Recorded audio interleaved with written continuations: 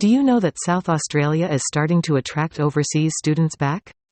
South Australia, SA, has been the first state to have an international students' arrival plan supported and cleared by the country's federal government, which is good news for many Indian students, especially those who are waiting to return to their universities in Australia. To know the detailed news, watch this video till the end, and yes, do like the video, and don't forget to share the video and subscribe to our channel.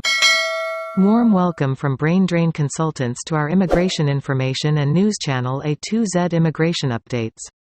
The first batch of students will be isolated for 14 days in a quarantine facility proposed by the state in Adelaide's northern suburbs, and incoming students will be tested for COVID-19 every day until the quarantine period ends.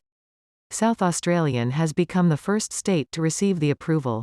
Stephen Patterson, South Australia's Minister for Trade and Investment, announced in a media release that the Field Training Adelaide site, in the Parafield area has been approved by South Australian Health under the Infection Control policy. This recognises the efforts of state government agencies and the foreign education sector in developing a safe and secure strategy for returning students to South Australia. The University of South Australia, University of Adelaide, Flinders University, and Torrens University are among the major universities in Adelaide.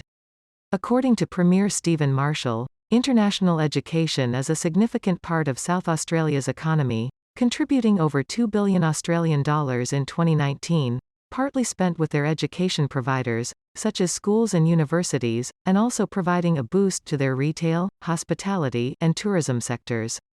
International students add so much to South Australia's multicultural fabric, along with the clear economic benefits for their central business district and their state overall, with every 3 students leading to the creation of 1 job.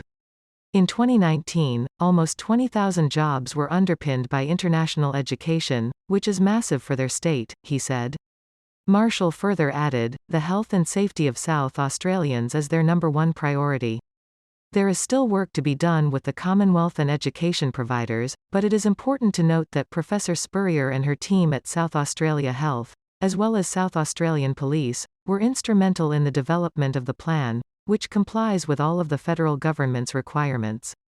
It's also worth noting that the proposal will have no influence on returning Australians because it will be done outside the plan, outside the current caps, and the institutions and students will cover the costs of flights and quarantine.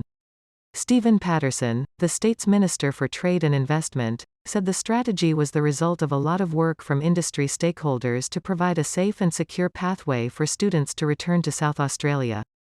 This plan relied heavily on industry, and the South Australian community can rest assured that competent advice from South Australia Health shaped it, following the same principles that have seen hundreds of seasonal workers arrive safely in the state, Patterson said.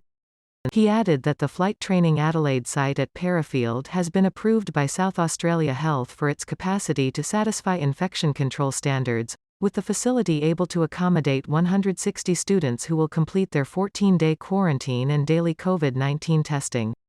When students arrive, one of the Commonwealth's requirements is that the state border is accessible for domestic movement, notwithstanding the possibility of localized closures due to the jurisdictionally defined COVID-19 hotspot. We hope that you will like our efforts to provide accurate information to you, and you will definitely like, share, and subscribe to our channel. And of course, don't forget to press the bell icon.